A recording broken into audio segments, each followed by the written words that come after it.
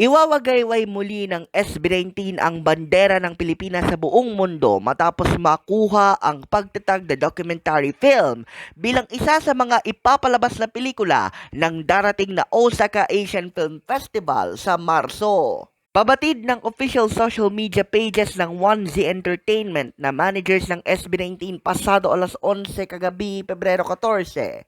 Mangyayari ang Japan premiere ng pagtatag na documentary sa Marso 16 alas 10:30 ng umaga at Marso 21 alas 9:25 ng gabi sa Theater Umeda Cinema 4 ng Osaka. Ikinatuwa naman ng 1Z Entertainment corporate staff ang naging paggawad na ito mula sa Osaka Asian Film Festival at lalo pang mas natuwa ang mga 18 dahil sa wakas ay makakapanood na rin ng pagtatag na documentary ang kanilang mga kabaro na nandidiyan sa Land of the Rising Sun at naghintay ng mahabang panahon magmula pa noong Agosto 28 ng nakaraang taon upang sila ay mabigyan ng tsansa na ito ay mapanood. Nilikha ng batikang dokumentarista na si Jed Regala ang pagtatag na documentary na umiikot sa mga natatanging anggulo at iba pang mga hindi pa nakikitang eksena kaugnay ng mga paghahanda,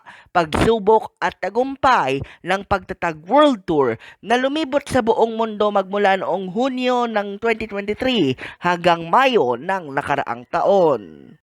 Available na sa official website ng Osaka Asian Film Festival ang ticket reservations para sa mga nagdanais sulitin ang pagkakataon na mapanood ang dokumentaryo na isa sa 67 entries ng 18 bansa na ipapalabas ng taunang